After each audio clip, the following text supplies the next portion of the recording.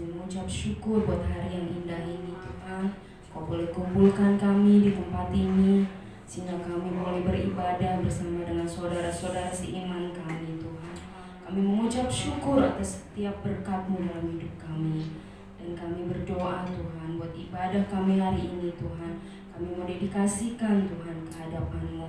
Dan kiranya Kau Allah yang maha besar, Kau Allah yang ajaib mau hadir di tengah-tengah kami, menguatkan setiap hati Tuhan, memberikan kekuatan Tuhan, memberikan penghiburan Tuhan bagi yang membutuhkan Tuhan. Berkati dari awal hingga akhir Tuhan. Dan kami serahkan ibadah ini hanya di dalam tangan-Mu Tuhan.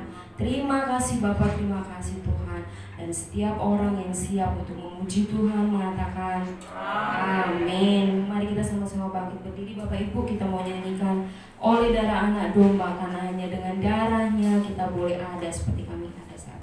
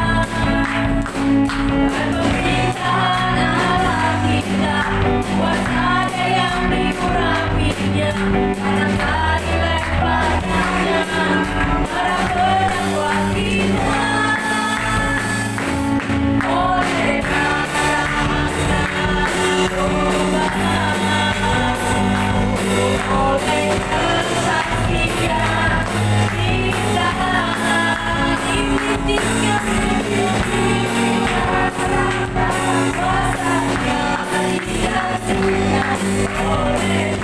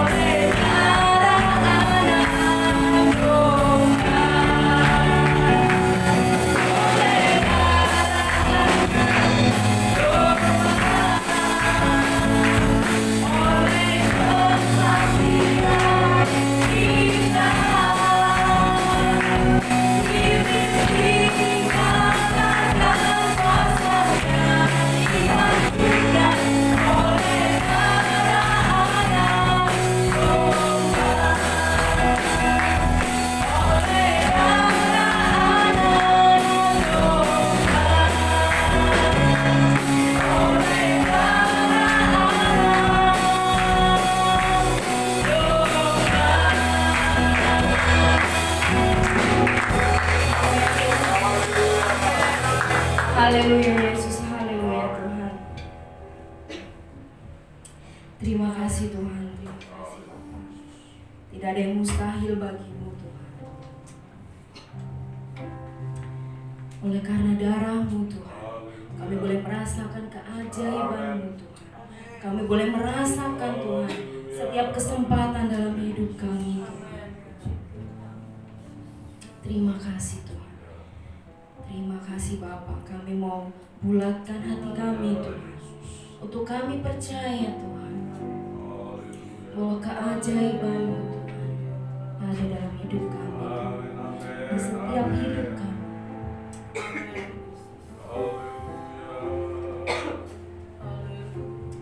Terima kasih.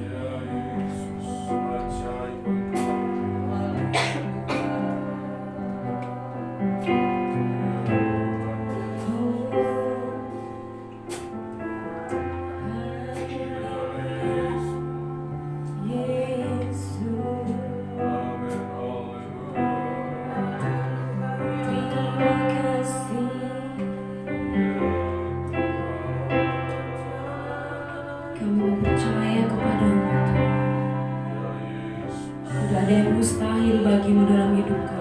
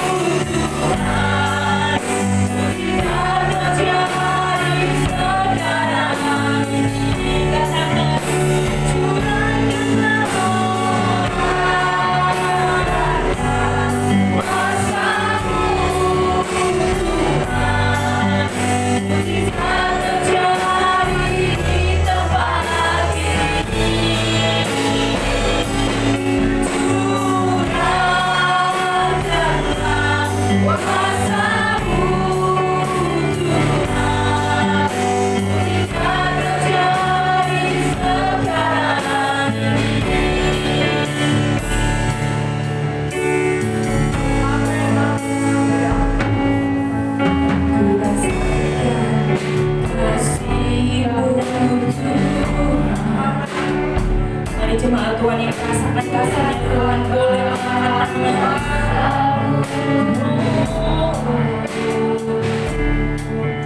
Ku rasakan kasih kuasa Roh Kudus, ku rasakan kehadiran-Mu. Mari datang sekali lagi. Ku rasakan kasih-Mu Tuhan. Kami merasakan kuasa-Mu Tuhan dalam setiap hidup kami. Kami merasakan Tuhan kasih kuasa-Mu. Ku rasakan kasih kuasa Roh Kudus. Ku rasakan kehadiran-Mu.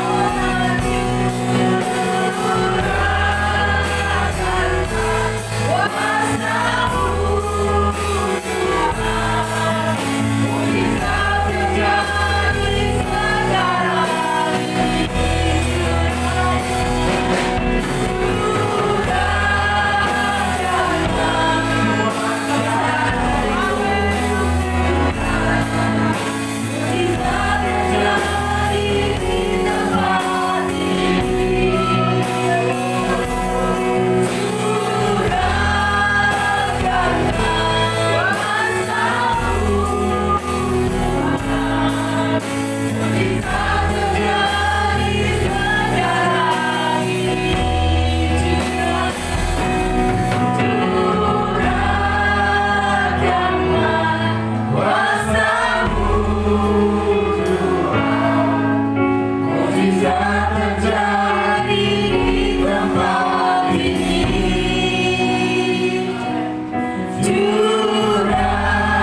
Curahkanlah kuasa-Mu Tuhan. Mujizat terjadi sekarang ini. Curahkanlah kuasa-Mu Tuhan. Mujizat terjadi di tempat ini.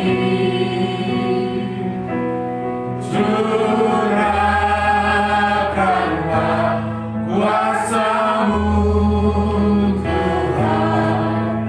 Mujizat terjadi sekarang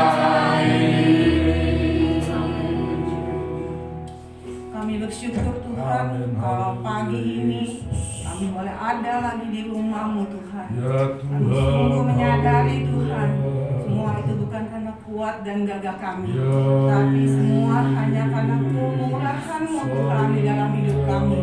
Karena Engkau yang telah menolong, Engkau yang menopang dalam kehidupan kami Tuhan, sehingga kami boleh ada di rumah-Mu pagi ini. Itu sebabnya Tuhan kami mau bersyukur. ya, Dengan ucapan syukur, ucapan terima kasih kami yang kami naikkan melalui pujian kami kepadamu Tuhan.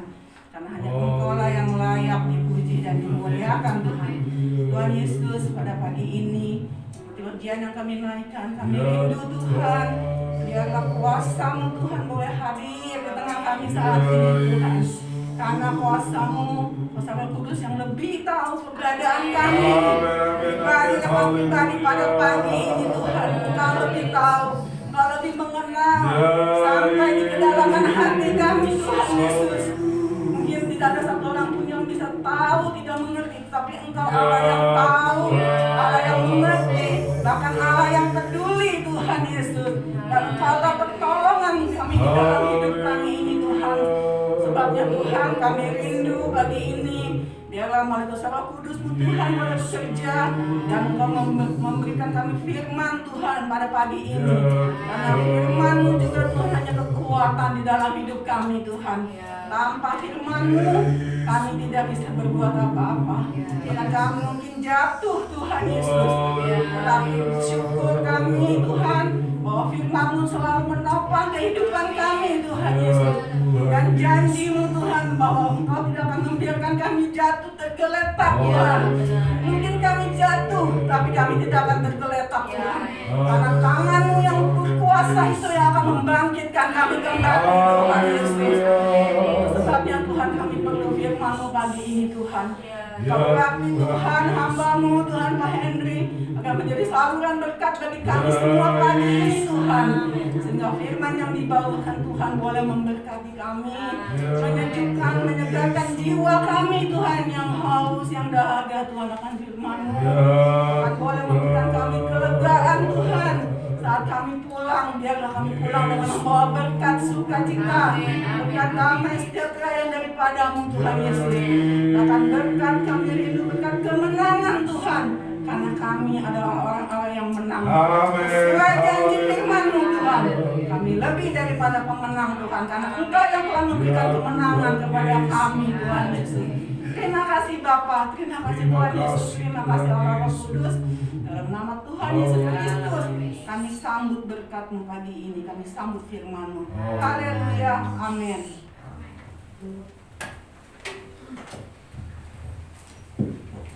Puji Tuhan, saudara yang saya kasih dalam Tuhan, pagi hari ini kita sangat bersyukur sekali kepada Tuhan karena betapa Tuhan baik dalam kehidupan kita, betapa Tuhan mengasihi kita sehingga kita boleh ada sampai pagi hari ini.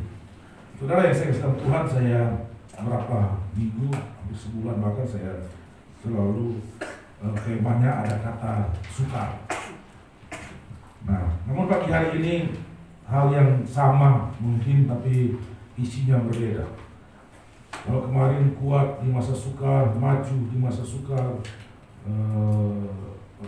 mengatasi kesulitan di masa sukar, pagi hari ini saya berbicara tentang menjadi berkat di masa sukar. Haleluya.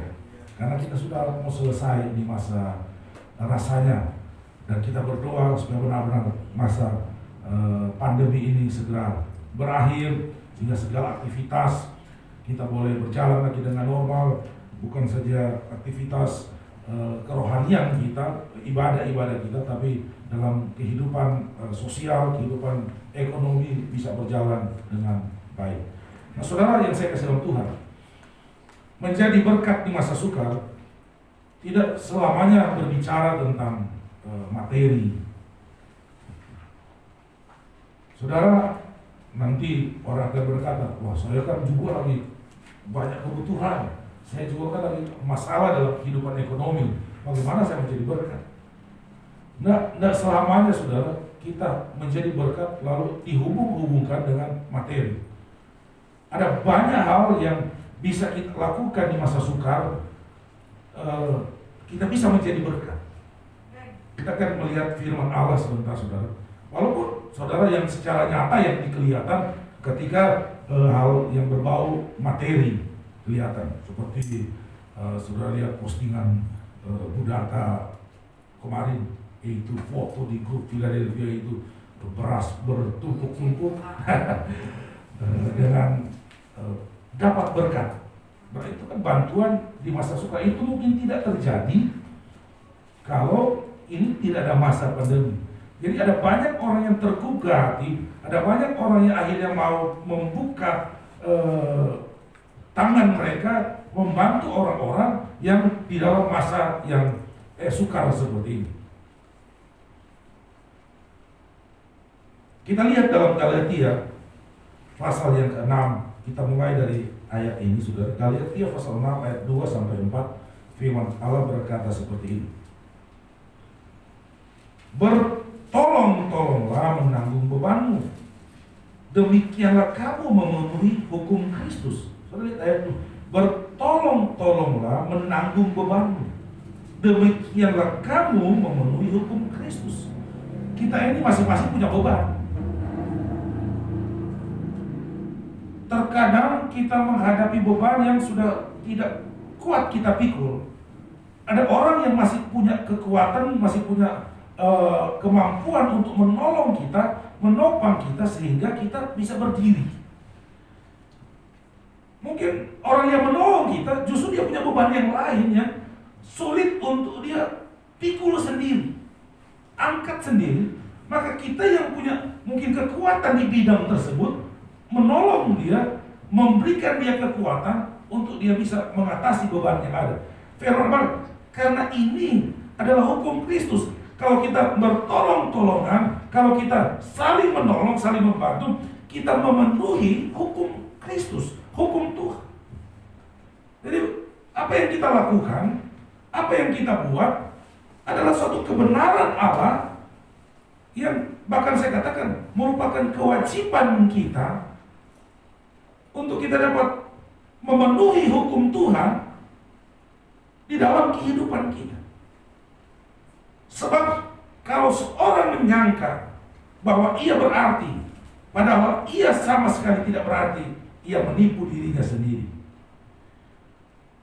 Baiklah tiap-tiap orang menguji pekerjaannya sendiri, maka ia boleh bermegah melihat keadaannya sendiri dan bukan melihat keadaan orang lain. Lebih tegas lagi kan saudara bagian yang lain. Ketika hukum Tuhan sudah disampaikan, lalu kita tidak melakukannya, atau kita menyangka kita berarti, padahal sebenarnya kita mengabaikan hukum Tuhan yang merupakan kewajiban kita untuk kita kerjakan sebagai orang percaya. Hari-hari yang saya katakan sukar, banyak hal yang kita bisa buat untuk menolong orang. Orang yang punya waktu, dia bisa memberikan waktu kepada orang yang betul-betul membutuhkan hal tersebut. Orang yang punya tenaga bisa memberikan tenaga kepada orang yang membutuhkan tenaga. Bagi orang yang saya katakan kalau saya pakai bahasa berkelebihan tenaga. Orang yang bisa menghibur, bisa dia pakai untuk menghibur orang lain yang dalam keadaan yang susah, sedih. Sekali lagi saya sudah kemukakan tadi bahwa masing-masing kita punya kelemahan yang butuh orang lain untuk menolong, membantu. Orang yang seperti sekarang ini yang ditonjol-tonjolkan di televisi, orang yang punya kelebihan, bahkan saya katakan terkadang bukan karena dia punya kelebihan materi, tapi dia suka membantu. Sekalipun mungkin dia juga terbatas, tapi dia mau berbagi secara materi. Yang terjadi hari-hari ini kan sembako, baik dari pemerintah juga suka membagi sembako kepada masyarakat yang membutuhkannya. Maka bisa dilakukan segala hal dapat kita buat untuk kita memenuhi hukum Tuhan sesuai dengan keberadaan kita. Jadi, nah kita seperti ini, apa yang kita bisa lihat dalam kehidupan kita, kita lihat dari diri kita sendiri. Oh, saya punya kelebihan seperti ini, maka itulah yang saya akan tonjolkan untuk berbagi, untuk melakukan hukum Tuhan, hukum Kristus di dalam kehidupan saya. Saudara yang saya kasih dalam Tuhan, saya akan masuk pada bagian firman Tuhan. Kita akan melihat satu peristiwa, karena jadi berkat di masa sukar. Saya akan membawa saudara pada satu peristiwa yang sangat luar biasa, di mana Paulus bisa menjadi berkat di tengah-tengah kesukaran. Saudara bisa membuka dalam Kisah Para Rasul pasal 27 dan 28. Saudara bisa baca secara utuh di sana. Tapi saya coba menceritakan seperti ini, saudara. Satu peristiwa, saudara, di mana dari di Yerusalem, Paulus dan beberapa orang tahanan akan diangkut menuju Roma dengan kapal. Dalam perjalanan, saudara, mereka harus melewati beberapa pelabuhan. Kan dulu bukan seperti sekarang punya kapal cepat. Mereka hanya bergantung pada angin, karena kapal layar ya, yang bukan bertenaga mesin.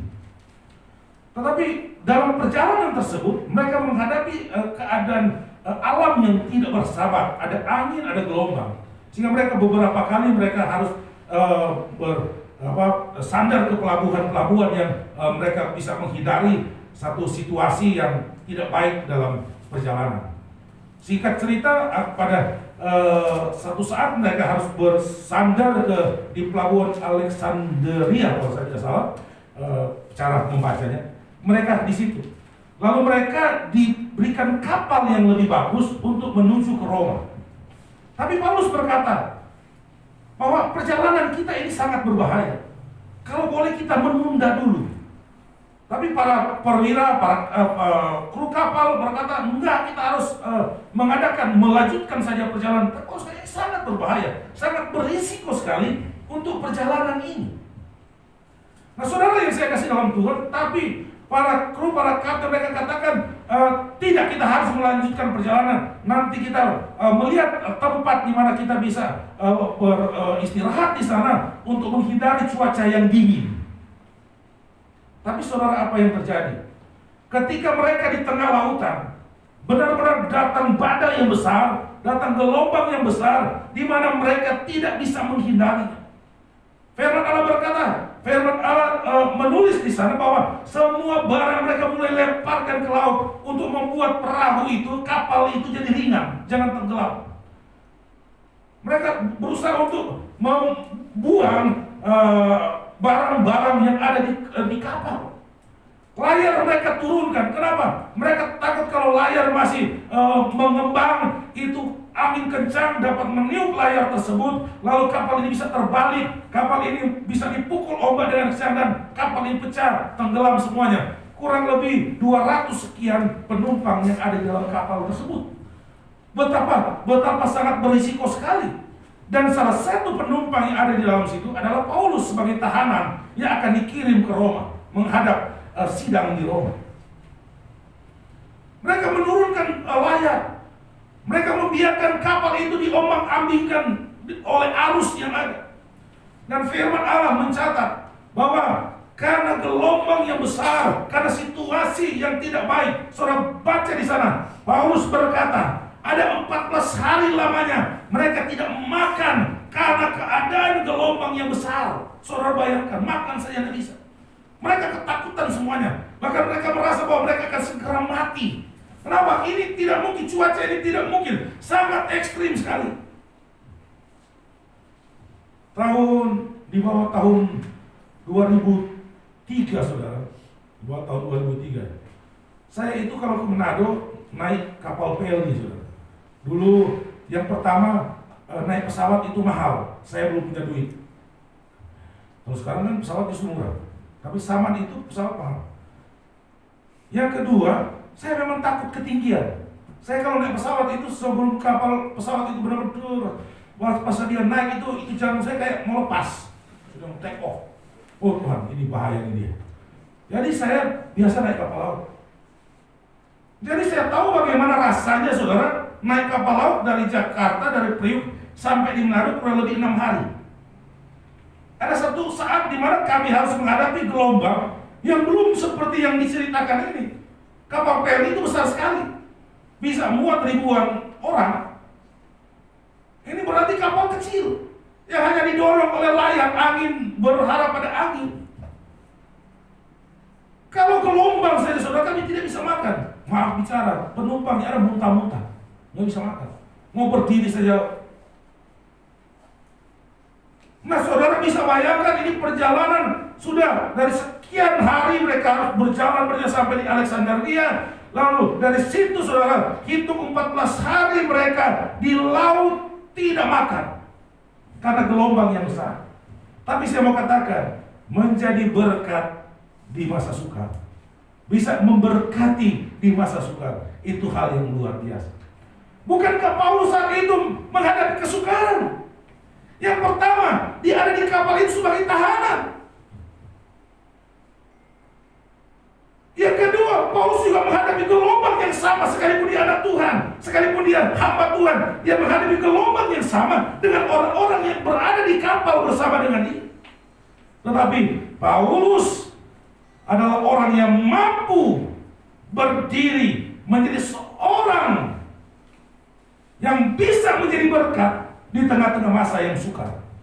Yang pertama, menjadi berkat di masa sukar lewat kesaksian. Saudara tidak duit, kesaksian tidak perlu duit. Saudara ketika di masa sukar begini, saudara masih senyum, masih tertawa, tetangga saudara bisa melihat saudara, ini ibu, ini bapak, ini orang pada ketakutan dengan corona, orang pada kesulitan keuangan dengan corona, orang lagi bingung dengan karena situasi yang ada. Kok keluarga ini baik-baik aja ya, senyum-senyum aja, rasanya tidak ada beban dalam hidup mereka. Itu pun sudah menjadi berkat. Itu sudah menjadi kesaksian bagi orang. Kita tidak berbicara, kita tidak bercerita, itu bisa menjadi kesaksian bagi orang lain. Jangan di masa sukar seperti ini, rumah kita juga jadi kesukaran. Kenapa? Ribut, perang terus. Terkadang-kadang dengar pecah bar, itu kayak orang main game, itu jatuh bom. Padahal piring yang terbang lalu jatuh. Suami main seperti yang di film-film, itu piring berterbangan. Sama. Istri tidak mau kalah, diambil panci juga dilempar, tuar, lu makan sih di panci, nggak ada apa-apa. Itu namanya jadi kesaksian. Tapi ketika di dalam rumah ada damai sejahtera, ketika di dalam rumah ada sukacita, dia memancar keluar, dan itu menjadi kesaksian bagi orang. Itu bagian dari menjadi berkat di masa yang sukar. Saudara melihat, saudara, di dalam Kisah Para Rasul, saya lompat-lompat bacanya, Kisah Para Rasul pasal 28 ayat 3 dan 6, firman Allah berkata seperti ini. Ketika Paulus memungut seberkas ranting-ranting dan meletakkannya di atas api, keluarlah seekor ular. Ketika ini sudah terdampar, sudah. Jadi cerita di dalam kapal berbeda. Ini pas mereka sudah terdampar. Ular meludak karena panasnya api itu, lalu menggigit tangannya. Ketika orang-orang itu melihat ular itu terpaut pada tangan Paulus, maka berkata seorang kepada yang lain, orang ini sudah pasti seorang pembunuh, karena dia tahanan kan.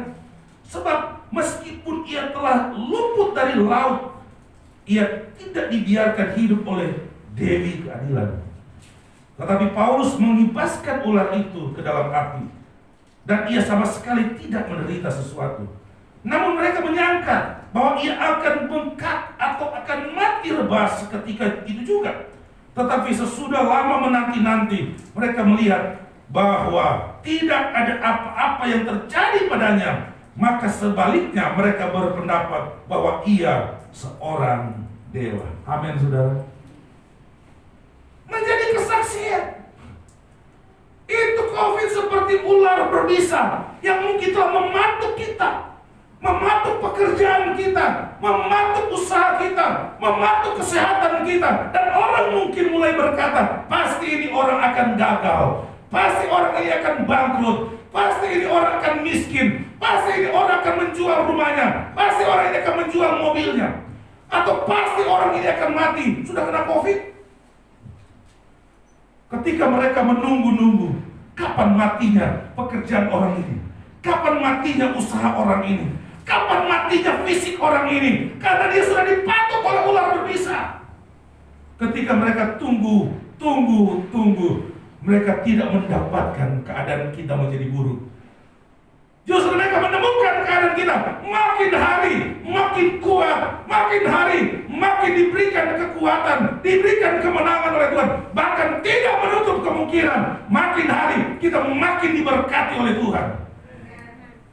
Saudara yang saya kasih dalam Tuhan, sebab itu jadilah berkat di masa sukar. Tunjukkan bahwa kita punya kuasa, tunjukkan kita punya sesuatu yang berbeda dari dunia ini. Kita tidak mensyukuri orang yang jatuh dan mengalami keadaan yang buruk oleh karena keadaan yang ada. Tapi kita harus berbeda, saudara. Kita harus menunjukkan sesuatu yang berbeda. Kita harus menjadi kesaksian. Kita harus menunjukkan bahwa sesungguhnya apa yang terjadi di dunia ini, keadaan yang terjadi di dunia ini, bagaikan ular berbisa yang sementara mematuk kita. Tetapi ular berbisa tersebut, dia tidak akan dapat mencelakakan kita. Ular berbisa tersebut tidak dapat membuat kita binasa. Kenapa? Karena kita punya Tuhan yang beserta dengan kita. Karena kita memenuhi hukum Kristus di dalam kehidupan kita. Luar biasa, saudara, sehingga orang balik berkata, wow, luar biasa ini Paulus. Kalau mereka berkata tadi, Paulus tidak akan dilepaskan oleh dewa keadilan. Kenapa? Dia seorang penjahat, betul dia seorang penjahat. Dia boleh lolos dari laut yang bergelora, tetapi di dalam ini dia dipatuk oleh ular yang sangat berbisa dan dia akan mati.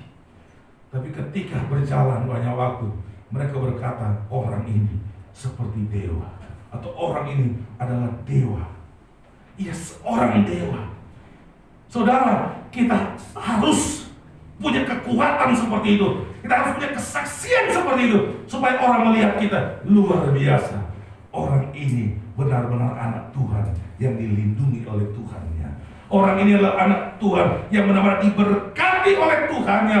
Orang ini adalah anak Tuhan yang benar-benar terpelihara oleh karena Tuhannya yang menjaga dia. Haleluya. Saudara yang saya kasih dalam Tuhan, bagian kedua, saudara, saya tidak panjang-panjang. Bagian kedua, berbagi kasih kepada orang lain di masa sukar. Kalau tadi pertama menjadi kesaksian, yang berikut berbagi kasih. Saudara, terkadang menolong juga dapat diwujudkan dengan kita berbagi kasih sesuai kemampuan kita, saudara. Tidak harus banyak-banyak hal-hal yang mahal-mahal dan lain sebagainya. Saudara melihat, saudara, mungkin begini, saudara tidak dapat memberi secara langsung, tetapi ketika saudara mengetahui orang yang dalam masalah, ada dalam kekurangan, doa saudara pun dapat membuat orang lain tergerak hati untuk memberkati orang yang saudara doakan. Amin, saudara. Saudara, Tuhan tolong si A, Tuhan. Saya tahu dia dalam kekurangan. Saya rindu memberkati dia, tetapi saya tidak punya Tuhan. Saya hal yang sama, saya juga berkekurangan, Tuhan. Tapi saya berdoa supaya Tuhan menolong dia. Kira-kira seperti itu, saudara. Tuhan bisa menggerakkan orang lain untuk datang menolong orang tersebut.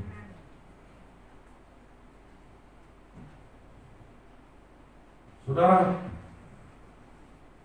kalau saudara lihat dalam Kisah 27 ayat 34, 37 sampai 37, firman Allah berkata seperti ini. Karena itu aku menasihati kamu. Ini peristiwa sudah ada dalam keadaan yang di mana kelihatan sudah akan lolos dari ombak dan gelombang. supaya kamu makan dahulu. Hal itu perlu untuk kesehatanmu, keselamatanmu. Tidak seorang pun di antara kamu akan kehilangan sehelai pun dari rambut kepalanya. Sesudah berkata demikian, ia mengambil roti, mengucap syukur kepada Allah di hadapan semua mereka, memecah-mecahkannya, lalu mulai makan. Maka kuatlah hati semua orang itu, dan mereka pun makan juga. Jumlah kami semua yang di kapal itu 276 jiwa. Saudara yang saya kasih dalam Tuhan, hal yang lainnya dilakukan oleh Paulus. Dia berbagi kasih. Pertama lewat perhatian dia. Dia berbagi kasih lewat nasihat dia. Dia berbagi kasih lewat doa yang dia panjatkan. Dia berbagi kasih lewat makanan, lewat roti yang dia sudah berkati untuk orang-orang yang ada di kapal itu, yang jumlahnya 276 orang. Firman Allah berkata, ketika dia mengambil roti, dia mengucap syukur, dia memberkatinya, lalu dia memecah-mecahkannya, dan ia mulai makan. Firman Allah berkata, dan orang-orang yang ada di kapal itu, mereka menjadi kuat. Mereka menjadi kuat. Mereka mendapatkan kekuatan. Dan firman Allah berkata, dan mereka mulai makan pula. Haleluya. Biar lewat keberadaan kita, saudara, kita mau berbagi kasih dengan orang. Kita mau berbagi kasih dengan orang-orang yang dalam kesukaran. Lewat dorongan, lewat nasihat firman. Paulus berkata, tidak sehelai pun rambut yang jatuh di kepalamu. Kamu tidak akan mati. Kamu tidak apa-apa. Sekalipun mungkin saat ini kau terbalik sakit, sekalipun saat ini mungkin kau mengalami kesulitan secara ekonomi, jangan takut. Sehelai rambut pun tidak akan jatuh. Jangan takut, karena kau tidak akan mati. Bersalahlah kepada Tuhan, mengucap syukurlah kepada Tuhan, berdoalah kepada Tuhan. Maka firman Allah berkata, orang-orang yang ada, yang 276 orang ini dia, mereka menjadi kuat. Atau 275, karena Paulus yang menasihati ini 275 orang. Mereka menjadi kuat. Mereka mendapatkan kekuatan yang luar biasa. Oleh karena Paulus boleh menjadi berkat dalam kesukaran. Puji Tuhan, saudara yang saya kasih dalam Tuhan. Penting, saudara, banyak orang hari-hari ini membutuhkan dorongan dari saudara. Banyak orang hari-hari ini yang butuh hiburan dari saudara-saudara. Berbagi kasihlah pada mereka, saudara. Saudara datang, saudara hanya sedikit memegang tangan mereka, cuma mungkin menepuk pundak mereka saat mereka lemah, saat mereka tidak berdaya. Tapi tepukan tangan saudara di pundak mereka, mereka mendapatkan kekuatan. Mereka mendapatkan sesuatu yang baru. Oh iya, saya masih punya sahabat.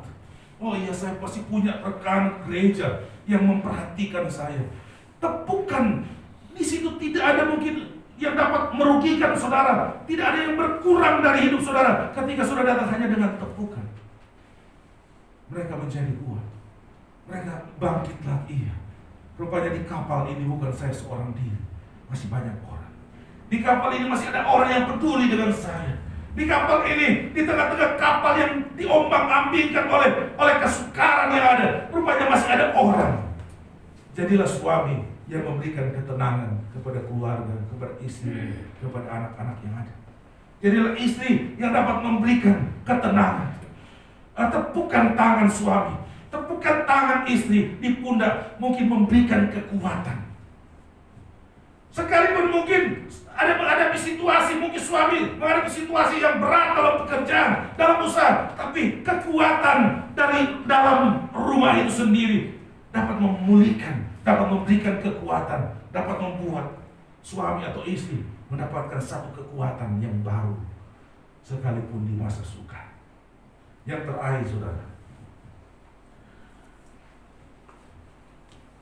menjadi berkat di masa sukar. Kalau tadi kesaksian, berbagi kasih dengan segala macam yang saudara bisa terjemahkan di sana. Yang terakhir, memiliki kuasa. Ini penting, saudara. Sangat penting. Orang percaya harus memiliki kuasa.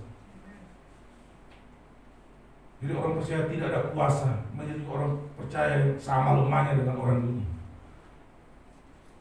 Orang percaya tanpa kuasa, saudara, dengan mudah dapat diombang-ambingkan oleh dunia dan dapat jatuh, dapat binasa. Firman Allah berkata, orang benar, orang percaya, sekalipun dia jatuh, tapi dia tidak akan tergeletak.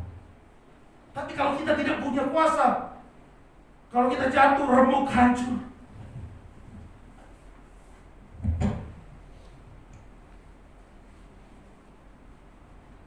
Saudara yang saya kasih dalam Tuhan, Kisah Rasul pasal 1 ayat 8 berkata, kamu akan memiliki kuasa kalau Roh Kudus turun ke atas kamu. Apa yang dilakukan oleh Paulus, apa yang dibuat oleh Paulus, kita dapat menemukan bahwa Paulus mempunyai kekuatan, dia punya kuasa di dalam kehidupannya, sehingga dia dapat melakukan banyak hal. Dia dapat melakukan, dapat menyampaikan apa yang akan terjadi. Dia dapat menyampaikan bagaimana penyertaan Tuhan, pertolongan Tuhan bagi setiap orang yang ada dalam kapal tersebut. Kenapa? Karena dia punya kuasa.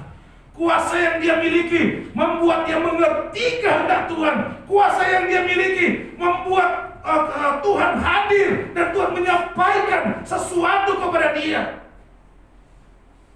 Orang yang punya kuasa, saudara, dapat mengubahkan. Orang yang punya kuasa dapat mengubah sesuatu yang sulit menjadi mudah. Orang yang punya kuasa dapat membuat orang yang sakit menjadi sembuh. Orang yang punya kuasa dapat membuat orang yang punya yang lagi putus asa bisa memiliki harapan, bisa bangkit dan punya pengharapan. Orang yang punya kuasa dapat memberikan dampak yang baik dimanapun dia berada. Dan banyak lagi, saudara. Orang yang punya kuasa dapat membuat mujizat di tengah-tengah keadaan yang tidak mungkin. Yesus pernah berhentikan gelombang angin sakau. Yesus berkata, diamlah, teduhlah. Hanya orang yang punya kuasa yang dapat melakukannya.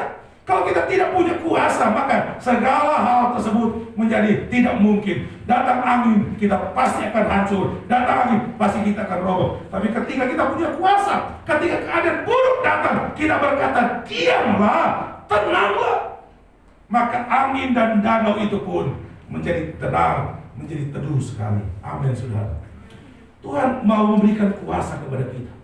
Ketika badai gelombang datang, ketika masalah pencobaan berat datang, kita punya kuasa berkata, diamlah dan tenanglah. Maka hal itu akan terjadi. Ketika tekanan yang berat datang kepada kita, kita berkata, dalam nama Yesus, Engkau tidak berkuasa untuk membuat saya hancur, membuat saya mati. Dia akan lalu, dia akan pergi. Ketika kesukaran datang, kita bisa berkata orang benar tidak akan mati oleh karena kesukaran. Tidak mungkin mati karena kelaparan. Karena orang benar dipelihara, diberkati oleh Tuhan. Tuhan mampu membuat dari 5 ketur roti 2 ekor ikan dimakan oleh orang banyak. Punya kuasa perkataan, kuasa firman yang keluar dari kehidupan kita dapat mengubah keadaan yang ada. Dan pergunakan kuasa itu, saudara. Jangan kita diintimidasi oleh setan. Ketika kita mengalami masalah, kita ditekan. Akhirnya kita makin lemah, dan makin lemah. Tapi keluarkan kuasa yang Tuhan berikan dalam kehidupan kita. Kuasa firman yang ada dalam kehidupan kita. Untuk kita menekan keadaan yang sukar itu. Supaya kita bisa mengalahkan keadaan yang sukar itu. Kita menjadi berkat bagi orang banyak. Kuasa yang saudara miliki, kuasa yang Roh Kudus berikan kepada saudara, diperlukan hari-hari ini untuk menjadi berkat, bukan hanya untuk diri sendiri, tapi untuk orang lain. Ada orang mungkin yang putus asa, waduh hidup ini sudah mati di dia. Covid sudah datang. Saudara yang saya kasih Tuhan, tapi orang yang punya kuasa dapat memberikan kekuatan. Tidak, kematian itu milik Tuhan. Covid bukan pencabut nyawa. Tuhan yang berkuasa atas nyawa. Maka orang tersebut akan mendapatkan kekuatan. Saudara berdiri. Bukankah di masa sukar Yesus telah memberkati saudara? Bukankah di masa sukar Yesus telah menolong saudara ketika dia ada di atas kayu salib? Mari sama-sama saudara berdiri, kita akan masuk dalam perjamuan asa yang kudus. Saudara yang saya kasih dalam Tuhan, mungkin orang berkata tidak mungkinlah di masa sukar kita bisa menjadi berkat. Yesus ada di salib. Yesus ada di salib. Dia menanggung segala dosa kita. Dia berada dalam kesukaran yang besar, dalam penderitaan yang sangat luar biasa di atas kayu salib. Tetapi disitulah dia bisa menjadi berkat. Dia bisa memberikan keselamatan kepada orang-orang yang mau percaya kepadanya. Maka pintu surga terbuka oleh karena Yesus ada di sana dan dia mau jadi berkat bagi saya dan saudara. Pagi hari ini kita akan bersekutu di dalam perjamuan asa yang kudus. Kita mau bersekutu di dalam tubuh dan darah Yesus. Di sana ada berkat. Di sana ada berkat Tuhan. Di sana ada berkat Tuhan. Kalau saudara mungkin merasa hari-hari ini mulai lemah, putus asa, sebagaimana saudara keadaan yang sukar, yang sulit ini terjadi. Saudara yang saya kasih dalam Tuhan, mari kita menghadap Tuhan. Tuhan, saya mau bersekutu dengan Engkau. Saya mau bernyatu dengan Engkau. Karena di sana ada kekuatan, di sana ada berkat, di sana akan ada kemenangan yang akan terjadi. Saya tidak mau kalah dengan keadaan sekarang ini. Saya tidak boleh menyerah dengan keadaan yang ada. Sebab itu, saya mau bersekutu dengan Engkau. Saya mau menyatu dalam perjamuan asa yang kudus dalam tubuh dan darah-Mu. Supaya ada kekuatan baru yang akan keluar, yang akan memberikan kemenangan buat saya menghadapi segala keadaan yang ada.